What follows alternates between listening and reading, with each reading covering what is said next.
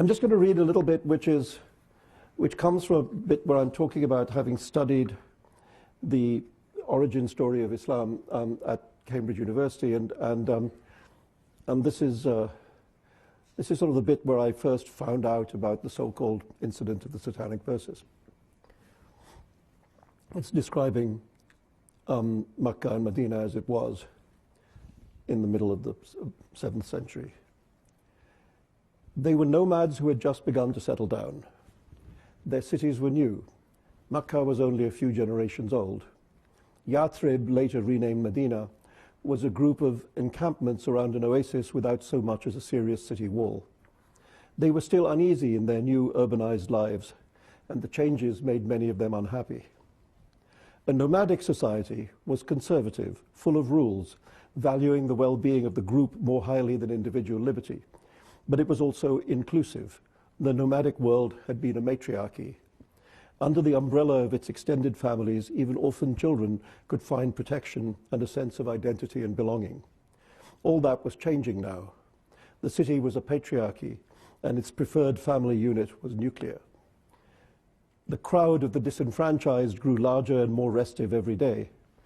But Makkah was prosperous, and its ruling elders liked it that way. Inheritance now followed the male line. This, too, the governing families preferred. At the gates to the city stood temples to 3 goddesses, Al-Lat, Al-Manat, and Al-Uzza, winged goddesses like exalted birds or angels. Each time the trading caravans from which the city gained its wealth left the city gates or came back through them, they paused at one of the temples and made an offering, or, to use modern language, paid a tax. The wealthiest families in Makkah controlled the temples, and much of their wealth came from these offerings. The winged goddesses were at the heart of the economy of the new city, of the urban civilization that was coming into being. In the building known as the Cube, or Kaaba, in the center of town, there were idols of hundreds of gods. One of these statues, by no means the most popular, represented a deity called Allah, meaning the god, just as Al-Lat was the goddess. Allah was unusual in that he didn't specialize. He wasn't a rain god or a wealth god or a war god or a love god. He was just vaguely an everything god. It may be that this failure to specialize explained his relative unpopularity.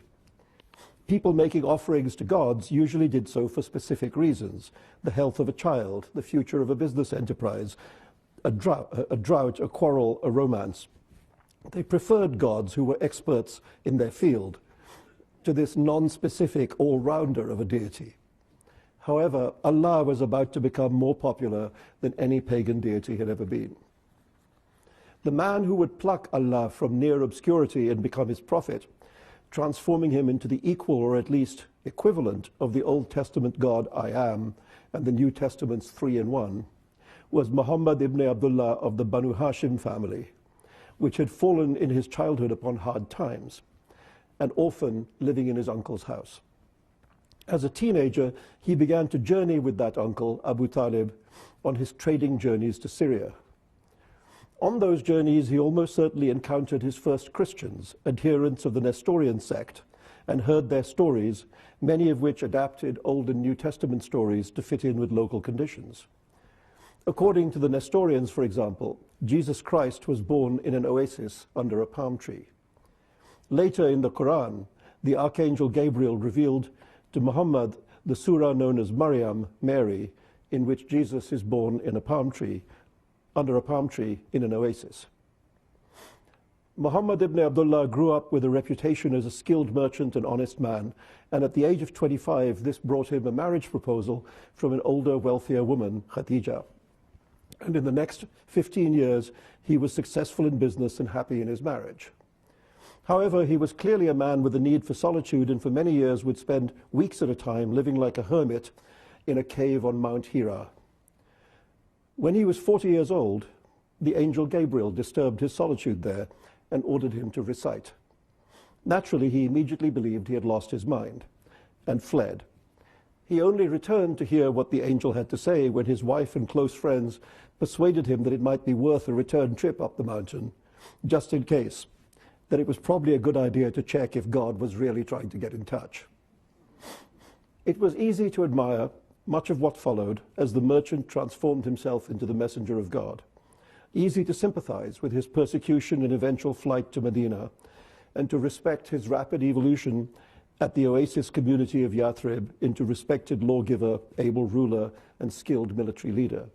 It was also easy to see how the world into which the Quran was revealed and the events in the life of the messenger directly influenced the revelation. When Muslim men were killed in battle, the angel was prompt to encourage their brothers to marry their widows, in order that the bereaved women might not be lost to the faith by remarrying outside it. When the Prophet's beloved Aisha was rumored to have behaved inappropriately while lost in the desert with a certain Safwan ibn Marwan, the angel of the Lord came down in some haste to point out that no, in God's opinion, the virtuous lady had not fooled around. Here was a fascinating paradox, that an essentially conservative theology, looking backwards with affection towards a vanishing culture, became a revolutionary idea because the people whom it attracted most strongly were those who had been marginalized by urbanization, the disaffected poor, the street mob. This perhaps was why Islam, the new idea, felt so threatening to the Meccan elite, why it was persecuted so viciously, and why its founder may, just may, have been offered an attractive deal designed to buy him off.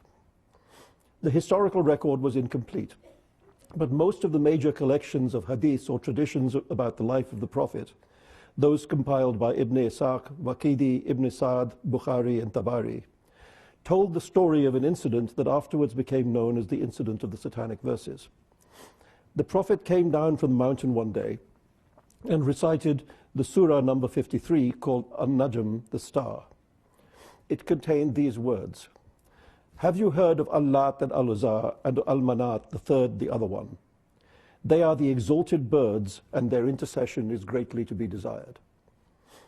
At a later point, was it days later or weeks or months, he returned to the mountain and came down abashed to state that he had been deceived on his previous visit. The devil had appeared to him in the guise of the archangel, and the verses he had been given were therefore not divine but satanic, and should be expunged from the Quran at once. The angel had on this occasion brought new verses from God, which were to replace the satanic verses in the great book. "Have you heard of Al-Lat and Al-Uzza and Al-Manat, the third, the other one? They are but names that your forefathers invented, and there is no truth in them. Shall God have daughters while you have sons? That would be an unjust division." And in this way, the recitation was purified of the devil's work. But the questions remained: why did Muhammad initially accept the first false revelation as true? And what happened in Mecca in the period between the two revelations, satanic and angelic? This much was known. Muhammad wanted to be accepted by the people of Mecca. He longed, Ibn Ishaq wrote, for a way to attract them. And when the people heard that he had accepted the three-winged goddesses, the news was popular. They were delighted and greatly pleased at the way in which he spoke of their gods, Ibn Ishaq wrote, saying, "Muhammad has spoken of our gods in splendid fashion." And Bukhari reported, "The Prophet prostrated while reciting An-Najm, and with him prostrated the Muslims, the pagans, the jinns, and all human beings." Why then did the Prophet afterwards recant? Western historians, the Scottish scholar of Islam W. Montgomery Watt, the French Marxist Maxime Rodinson, proposed a politically motivated reading of the episode. The temples of the three-winged goddesses were economically important to the city's ruling elite, an elite from which Muhammad was excluded, unfairly in his opinion. So perhaps the deal that was offered ran something like this: if Muhammad or the Archangel Gabriel or Allah could agree that the bird goddesses could be worshipped by followers of Islam, not as the equals of Allah, obviously, but as secondary, lesser beings, like, for example, angels. And there already were angels in Islam, so what harm could there be in adding three more who just happened to be popular and lucrative figures in Mecca? Then the persecution of Muslims would cease, and Muhammad himself would be granted a seat on the city's ruling council. And it was perhaps to this temptation that the Prophet briefly succumbed. Then what happened? Did the city's grandees renege on the deal, reckoning that by flirting with polytheism, Muhammad had undone himself in the eyes of his followers? Did the followers refuse to accept the revelation about the goddesses? Did Muhammad himself regret having compromised his idea by yielding to the siren call of acceptability? It was not possible to say for sure. Imagination had to fill the gaps in the record.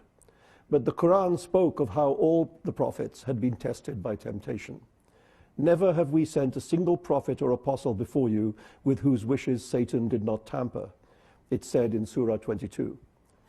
And if the incident of the satanic verses was the temptation of Muhammad, it had to be said that he came out of it pretty well.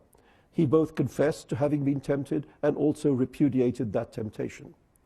Tabari quotes him thus, "I have fabricated things against God, and I have imputed to him words which he has not spoken."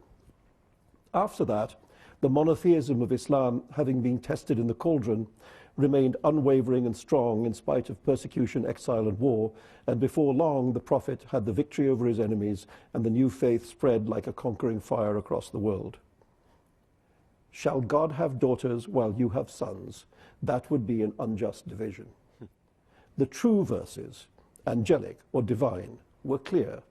It was the femaleness of the winged goddesses, the exalted birds, that rendered them inferior and fraudulent and proved they could not be the children of God as the angels were. Sometimes the birth of a great idea revealed things about its future. The way in which newness enters the world prophesied how it would behave when it grew old. At the birth of this particular idea, femaleness was seen as a disqualification from exaltation. Good story, he thought when he read about it. Even then he was dreaming of being a writer, and he filed the good story away in the back of his mind for future consideration. 20 years later, he would find out exactly how good a story it was.